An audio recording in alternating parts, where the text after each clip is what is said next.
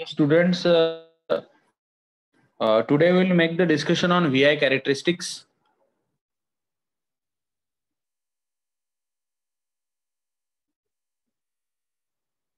VI characteristics. Now, what is this VI characteristic? These are the characteristics: potential versus current. V versus I means potential versus current. ये जो behaviour है ये किस type का है? Okay, ये हम स्टडी करते हैं VI कैरेक्टरिस्टिक में। तो इसमें हम केस 1 देखेंगे। नाउ समझो टेम्परेचर मैंने कर दिया यहाँ पे constant. At constant temperature I will say, at constant temperature this current is directly proportional to the potential difference. इसको हम बोलते हैं Ohm's law. It is very well known law, Ohm's law इसको बोला जाता है। देखो, हर कोई मटेरियल ओहम्स लॉ नहीं ओबे करता है। जो मटेरियल ओहम्स लॉ ओबे करता है उसको हम बोलते हैं ओहमिक। इसको हम बोलते हैं ओहमिक कंडक्टर, ओहमिक और लीनियर कंडक्टर हम इसको बोलते हैं, ओहमिक और लीनियर कंडक्टर्स। सो ग्राफ इसका आएगा स्ट्रेट लाइन। यहां पे मैंने दिखाया है V along y axis and current along the x axis। ये ओरिजिन ग्राफ आएगा स्ट्रेट लाइन, ये ग्राफ होगा स्ट्रेट लाइन। तो this is called as the linear VI characteristic, linear VI characteristics.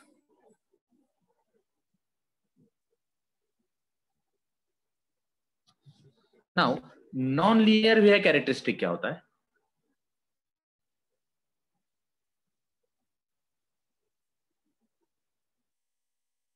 बच्चों, if you remember semiconductor section में मैंने ये concept आपको बताया।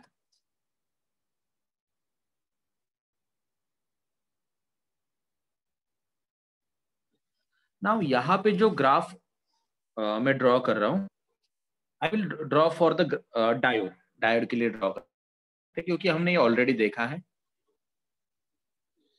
ये y एक्सिस हुआ, positive y axis, negative y axis, positive axis, negative axis. देखो बच्चों, यहाँ पे मैंने शो कर दिया ओके, एंड यहां पे मैंने शो कर दिया current. Current is in terms of milli ampere, okay, and इस साइड में करंट मैंने शो किया है इन टर्म्स ऑफ माइक्रो। ये रिवर्स बायस का कंडीशन, ये हमने देखा ऑलरेडी। अब देखो, करंट सर्किट में फ्लो नहीं हो रहा है, मैंने यहाँ पे पोटेंशियल बढ़ा दिया है, करंट फ्लो नहीं हुआ, वापस पोटेंशियल बढ़ा दिया, करंट फ्लो नहीं हुआ। एक पोटेंशियल पे जाने के बाद सडनली सर्किट में करंट फ्लो होने लगा। तो देखो यहाँ पे ग्राफ तो लीनियर नहीं है, स्ट्रेट लाइन ग्राफ नहीं आया। रिवर्स बायस में भी समझो इस तरीके का कुछ बिहेवियर उसने शो कर दिया कि यहाँ पे बढ़ा है, यहाँ पे समझो वोल्टेज पॉजिटिव है, यहाँ पे वोल्टेज है निगेटिव। ओके, सो इस तरीके से देखिए, अगर डायोड का हमने कर्व ड्रॉ किया तो यहाँ पे लीनियर ग्राफ मुझे नहीं मिल रहा है, इसको बोला जाता है नॉन लीनियर VI कैरेक्टरिस्टिक। यहाँ पे ओहम्स लॉ ओबे नहीं हो रहा है, इसको बोला जाता है non linear VI characteristics. Now इसके बाद में और एक कंसेप्ट हमने देखा था बच्चों, it is mobility.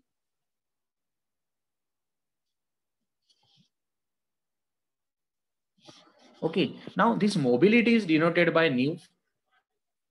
If you remember, it is nothing but Vd by E. Vd होता है बट वेलोसिटी, वेलोसिटी ये ऑलरेडी हम इलेक्ट्रिक फील्ड इंटेंसिटी, ये E होगा इलेक्ट्रिक फील्ड। सर आवाज ब्रेक होता है। मतलब ये दोनों का रेशो क्या होगा? मोबिलिटी। इसको हम यस देखो बच्चों, जब हम हमारे पास कोई कंडक्टर होता है, उसके अंदर बहुत सारे फ्री इलेक्ट्रॉन्स होते हैं, all these electrons are randomly moving electrons.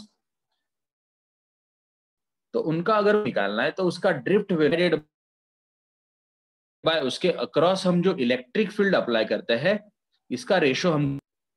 अब देखो मोबिलिटी का जो फॉर्मूला है, इट इज डी बाय ई। तो इससे हम यूनिट निकाल सकते हैं।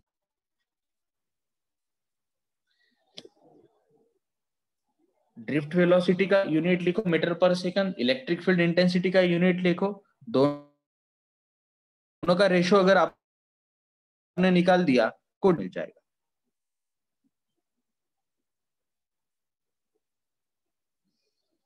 We can derive that one, metre per second आएगा ड्रिफ्ट वेलोसिटी का, बराबर है। ड्रिफ्ट वेलोसिटी का unit metre per second. Electric intensity मतलब क्या, पोटेंशियल पर यूनिट लेंथ होता है। मतलब ये वापस से मीटर पर सेकंड आएगा,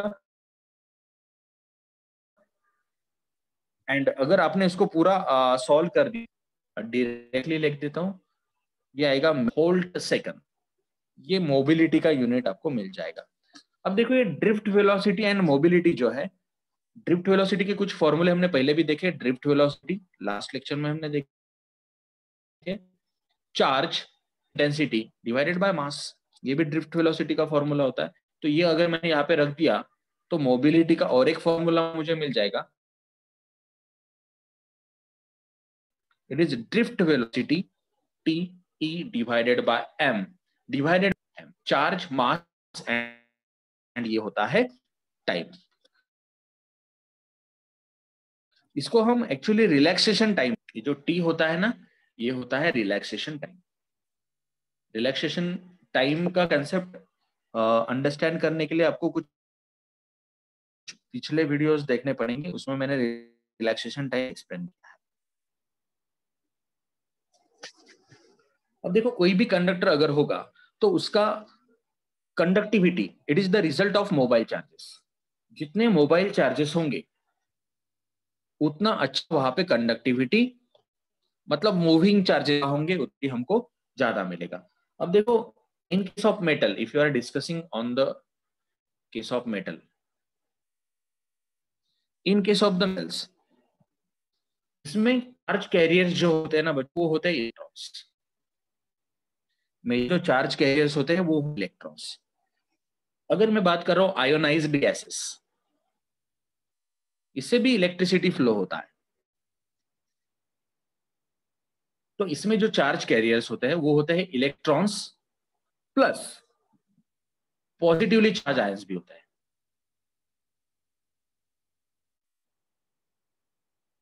electrons as well as positively charge ions. जो इलेक्ट्रोलाइट होता है, आप केमिस्ट्री में इसको यूज करते हैं बच्चों, इलेक्ट्रोलाइट। इलेक्ट्रोलाइट के अंदर पॉजिटिव एंड निगेटिव दोनों भी टाइप के आयंस हो सकते हैं। इसके अंदर आयोनाइज्ड गैसेस में सिर्फ पॉजिटिवली चार्ज आयंस होते हैं, इलेक्ट्रोलाइट में positively and negatively charge ions दोनों भी प्रेजेंट हो सकते हैं।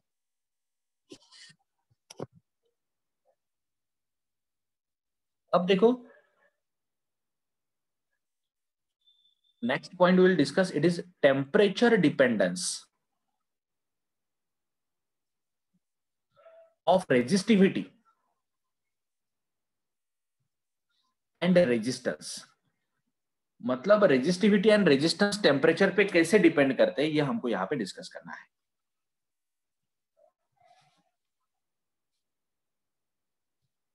अब देखो बच्चों, एक्चुअली ये रिलेशंस मैंने यहाँ पे ऑलरेडी आपको बताया है, तो फिर भी वापस एक बार बताता हूं। चेंज इन टेम्परेचर अगर मुझे निकालना है, सॉरी अगर मुझे निकालना है, प्लस अल्फा डेल्टी हम यूज करते हैं। मतलब ये नया रेजिस्टेंस, ये पहले वाला रेजिस्टेंस, ये टेम्परेचर रेजिस्टेंस एंड डेल्टी होता है ना बच्चों,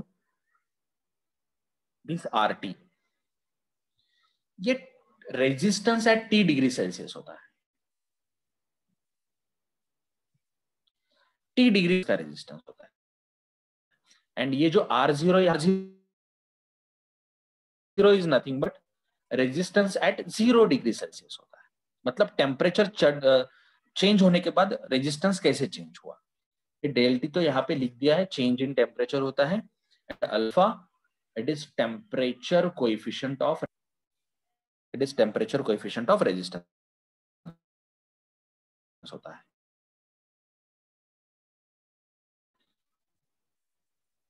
याद रखो बच्चों, for metals, for the case of metals, metal तो ये जो अल्फा होगा ना, ये हमेशा होगा positive. Now if you are considering semiconductors, sir आवाज break.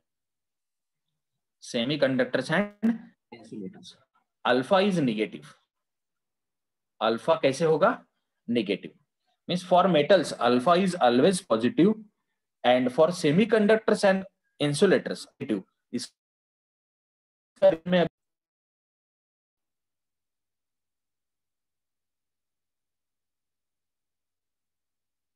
now we'll make the quite detailed discussion here.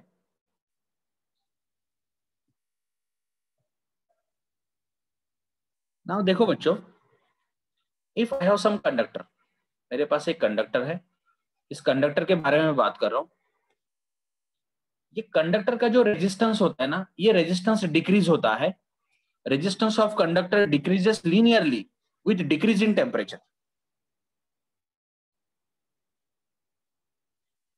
देखो टेम्परेचर डिक्रीज हो रहा है, कैसे लीनियर प्रोपोर्शन में डिक्रीज हो रहा है। मतलब अगर टेम्परेचर रेजिस्टेंस बढ़ता है एंड टेम्परेचर घटा दिया तो रेजिस्टेंस है in case of the conductor. So we can say conductor decreases linearly with decrease in temperature. अब देखो, हम समझो टेम्परेचर कम करते करते गए, रेजिस्टेंस भी कम रहा है। एक पर्टिकुलर टेम्परेचर पे जाने के बाद समझो पर्टिकुलर टेम्परेचर पे हम गए, वहां पे इसका रेजिस्टेंस उस टेम्परेचर पे कितना हो गया? 0। समझो वो टेम्परेचर हम घटाते हुए गए, रेजिस्टेंस 0 हो गया, वो टेम्परेचर था x। जिस टेम्परेचर पे रेजिस्टेंस 0 हुआ है उस टेम्परेचर को बोला जाता है critical temperature. So the temperature at which conductor become 0, उस टेम्परेचर को बोला जाता है क्रिटिकल। अब देखो, अब क्रिटिकल टेम्परेचर एक बार हम पहुंच गए, क्रिटिकल टेम्परेचर हो गया एंड इस टेम्परेचर पे रेजिस्टेंस हो गया 0। अब वहां पे भी हम रुके नहीं, इससे और हम टेम्परेचर को कम करते गए, क्रिटिकल टेम्परेचर को और हमने कम किया। Means below this temperature conductor will become super conductor. Temperature conductor बन जाएगा सुपर कंडक्टर। ध्यान दो बच्चों, जिस टेम्परेचर पे रेजिस्टेंस कंडक्टर का हो जाता है 0, देखो जैसे रेजिस्टेंस हम कम करते जाएंगे टेम्परेचर कम होगा, या फिर टेम्परेचर कम करते हुए गए तो रेजिस्टेंस कम हो जाएगा। ओके, अब देखो एक टेम्परेचर पे रेजिस्टेंस कम होते होते हो गया 0, तो उस टेम्परेचर को मैं बोलूंगा क्रिटिकल टेम्परेचर। अब क्रिटिकल टेम्परेचर के नीचे का जो टेम्परेचर होगा, वहां पे आपका जो कंडक्टर होगा it will become super conductor, मतलब जिसका रेजिस्टेंस हो जाएगा डायरेक्टली 0, उसको हम बोलेंगे सुपर कंडक्टर। अब देखो मैं कुछ ग्राफ्स यहाँ पे ड्रॉ करूंगा, आप यहाँ पे ध्यान दो थोड़ा सा। देखो बच्चों, मैंने एक्स एक्सिस पे यहाँ पे टेम्परेचर दिखाया है, टेम्परेचर इन केल्विन में शो कर रहा हूं। यहाँ पे कुछ स्केल मैंने ले लिया है, जैसे कि 50, 100, 150 ऑनवर्ड्स लाइक दिस। ये टेम्परेचर है यहाँ पे एक्स एक्सिस के अलोंग केल्विन में, एंड वाई एक्सिस के अलोंग मैंने शो किया है यहाँ पे resistivity. It is what? Rho, resistivity. Okay, अब देखो, consider this is the graph for copper. Copper is a good conductor, copper एक अच्छा कंडक्टर है। तो इसका जो ग्राफ आता है ना बच्चों, ग्राफ कुछ आएगा इस तरीके से, इस तरीके से ग्राफ आएगा। मतलब आपके कॉपर का टेम्परेचर अगर 0 भी होगा तो भी इसका रेजिस्टिविटी 0 नहीं होगा, कुछ तो रेजिस्टिविटी यहाँ पे प्रेजेंट होगा। अगर आप कॉपर का टेम्परेचर कर देते हैं 0, फिर भी वहां पे रेजिस्टिविटी 0 नहीं होगा। उसके बाद में अगर आप टेम्परेचर बढ़ाते गए तो रेजिस्टिविटी देखो बढ़ रहा है, टेम्परेचर के साथ रेजिस्टिविटी बढ़ रहा है। As there will be increase in temperature, there will be increase in the resistivity. इस तरीके का बिहेवियर हमको कॉपर। नाइक्रोम का मैं यहाँ पे ग्राफ ड्रॉ करने जा रहा हूं। देखो बच्चों, यहाँ पे टेम्परेचर है केल्विन में, ओके, एंड रेजिस्टिविटी भी मैं शो किया है वापस से, इट इज रो। अब देखो बच्चों, जो हम होता है ना, इसका अगर आपने टेम्परेचर 0 भी कर दिया, यहाँ पे कुछ स्केल लिया, समझो मैंने टेम्परेचर 200, 400, 600, 800 लाइक दिस, एंड ये इधर रेजिस्टिविटी मैंने शो किया है। अब देखो बच्चों, इसका ग्राफ मूव होगा कुछ इस तरीके से। नाइक्रोम का जब टेम्परेचर है 0, तब भी उसके पास अच्छा खासा रेजिस्टिविटी है, और उसके बाद में मैं टेम्परेचर बढ़ा रहा हूँ, बहुत ज्यादा टेम्परेचर मैंने बढ़ा दिया यहाँ पे, फिर भी रेजिस्टिविटी ज्यादा चेंज नहीं हो रहा है। यहाँ पे थोड़ा रेजिस्टिविटी बढ़ रहा है, ज्यादा मॉडरेशन में रेजिस्टिविटी यहाँ पे नहीं बढ़ता है। अब सेमीकंडक्टर का अल्फा निगेटिव क्यों आता है, ये आपको यहाँ पे समझ में आएगा। I am drawing for the semiconductor now. यहाँ पे टेम्परेचर है in terms of kelvin again, इधर टेम्परेचर बढ़ रहा है, ये 0 है, एंड यहाँ पे मैंने शो किया है रेजिस्टिविटी। बच्चों ध्यान दो, अब सेमीकंडक्टर का जो बिहेवियर होता है कुछ इस तरीके से होता है। देखो, जब इसका टेम्परेचर 0 होता है ना सेमीकंडक्टर का, तब इसका रेजिस्टिविटी देखो बहुत ज्यादा है। टेम्परेचर 0 है पर रेजिस्टिविटी उस टाइम देखो बहुत ज्यादा है, रेजिस्टिविटी का वैल्यू बहुत हाई। थोड़ा सा मैंने टेम्परेचर बढ़ा दिया, रेजिस्टिविटी कम हुआ, वापस टेम्परेचर बढ़ा दिया, वापस रेजिस्टिविटी कम हो रहा है। मतलब यहाँ पे टेम्परेचर बढ़ाने के साथ रेजिस्टिविटी कम होता है, मतलब यहाँ पे अल्फा निगेटिव आएगा आपका। एंड ये कंडक्टर में देखो, टेम्परेचर बढ़ाने के साथ रेजिस्टिविटी बढ़ता है, मतलब यहाँ पे अल्फा पॉजिटिव आएगा, अभी जो मैंने मुद्दा आपको बताया था। तो ये रिलेशन की वजह से देखो, टेम्परेचर बढ़ रहा है, रेजिस्टिविटी बढ़ रहा है ना यहाँ पे, पर यहाँ पे टेम्परेचर के साथ रेजिस्टिविटी कम हो रहा है। रेजिस्टिविटी का जो हमारा रिलेशन है, rho equal to rho 0 1 plus alpha del T, ये रेजिस्टिविटी का रिलेशन है बच्चों। अब देखो, अल्फा के लिए इसको मैं मॉडिफाई कर रहा हूं, तो ये क्या आएगा, rho divided by rho 0 1 plus alpha del T. मतलब ये बनेगा कुछ ऐसे, rho by rho 0 minus 1 equal to alpha del T. Okay, इसको सिंप्लीफाई करते हैं, अल्फा के लिए मॉडिफाई करते हैं इसको, it is rho minus rho 0 divided by rho 0, बराबर है rho minus rho 0 divided by rho 0 into del T, it is what equal to alpha आ गया। अब देखो बच्चों, रो माइनस रो 0 अगर मैं यहाँ पे कंसिडर कर रहा हूं with respect to temperature for the conductor के लिए, देखो रो माइनस रो 0 मतलब नया वाला रेजिस्टिविटी एंड पहले वाला रेजिस्टिविटी, ये कैसा होगा, पॉजिटिव आएगा ना, ये डिफरेंस कैसे आएगा, पॉजिटिव आएगा, क्योंकि टेम्परेचर के साथ, मतलब टेम्परेचर बढ़ा तो रेजिस्टिविटी मतलब अल्फा पॉजिटिव आएगा। पर यहाँ पे देखो आप, सेमीकंडक्टर में टेम्परेचर बढ़ा तो रेजिस्टिविटी घटेगा, मतलब कैसे आएगा, निगेटिव आएगा। उसकी वजह से अल्फा क्या आता है, यहाँ पे निगेटिव आता है। यस, ये सर्किट दिया है और हमको रेजिस्टेंस निकालना है अक्रॉस ए बी का, ए बी के अक्रॉस हमको इफेक्टिव रेजिस्टेंस यहाँ पे फाइंड आउट करना है। ओके, इस सर्किट को हम रिडक्शन मेथड यूज करेंगे। ओके, अब देखो बच्चों, I will go for the reduction method here. A B के अक्रॉस का मुझे रेजिस्टेंस निकालना है, मतलब इसके अपोजिट साइड को मुझे सॉल्व करना पड़ेगा। अब देखो इस साइड से अगर आपने देखा तो ये 3 ओहम एंड ये 3 ओहम दोनों रेजिस्टेंस मुझे सीरीज में दिख रहे हैं, बराबर है। अगर ये दोनों सीरीज में है तो ये दोनों का इफेक्टिव रेजिस्टेंस आना चाहिए 6 ओहम। मतलब ये दोनों रेजिस्टेंस मैंने सॉल्व कर दिए एंड इसका इफेक्टिव रेजिस्टेंस मुझे कितना मिला, 6 ओहम। ओके, अब देखो ये रेजिस्टेंस गया, ये रेजिस्टेंस भी गया। अब ये 6 ओहम एंड ये वाला 6 ओहम पैरेलल में है। अब देखो बच्चों ये दोनों रेजिस्टेंस पैरेलल में है, मतलब इसको मुझे अगर सॉल्व करना होगा तो हमारा जो लॉजिक है पैरेलल का R/N का, मतलब ये 6/2, मतलब ये दोनों का कॉम्बिनेशन आएगा 3 ओहम।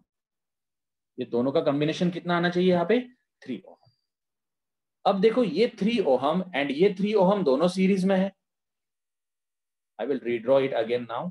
ये 3 ओहम एंड ये 3 ओहम दोनों मिला के हो जाएगा फिर 6 ओहम। ये 3 एंड ये 3, 6 हो गया। अब देखो ये 3 एंड 3 यहाँ पे जो 6 ओहम हो गया है, इसको आगे चल के और सॉल्व करते हैं।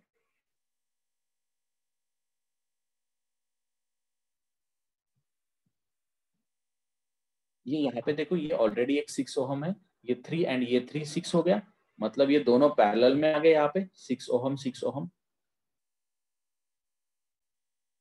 ये 3 + 3 6, ये 6 जैसे कि वैसे। और यहाँ पे जो आगे का है 3 ओहम, ये भी एज इट इज है। और एक 6 ओहम है यहाँ पे, ये 6 ओहम भी एज इट इज है। और यहाँ पे एक 3 ओहम रेजिस्टेंस है एंड और एक यहाँ पे 3 ओहम का रेजिस्टेंस है। एक ही सर्किट में हम इसको सॉल्व कर सकते हैं। देखो यहाँ पे हम क्या करेंगे बच्चों, ये देखो ये 3 एंड ये 3, 6 बन गया वापस। और पहले से यहाँ पे 6 ओहम का रेजिस्टेंस है, ये दोनों पैरेलल है, मतलब वापस इनका इफेक्टिव कितना आना चाहिए, 3 आना चाहिए। अब देखो ये 3 और 3 वापस सीरीज में है, मतलब इनका इफेक्टिव कितना आना चाहिए, 6 ओहम आना चाहिए। ये 6 और 6 वापस पैरेलल में है,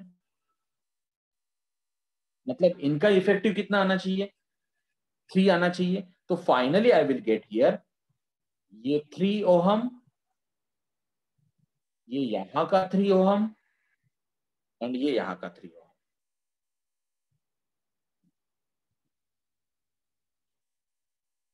अब देखो बच्चों ए बी के अक्रॉस का मुझे निकालना है रेजिस्टेंस, ए बी के अक्रॉस का। अब ये 3 ओहम एंड 3 ओहम वापस सीरीज में है, मतलब ये दोनों का हो गया 6 ओहम एंड ये 3 ओहम जो है उसके साथ ये पैरेलल में मुझे दिख रहा है 3 ओहम। ये ए बी जैसे कि वैसे रहेगा, ए बी का पोजीशन मत चेंज करो, ये दोनों पैरेलल में हो गए, मतलब 1/RP = 1/6 + 1/3 कर दो इसको। सो इट इज 9/18, मतलब RP = 18/9, मतलब ये आएगा 2 ओहम। इस कॉम्बिनेशन का इफेक्टिव रेजिस्टेंस आना चाहिए बच्चों 2 ओहम। ए बी के अक्रॉस का इफेक्टिव रेजिस्टेंस कितना आएगा, 2 ओहम।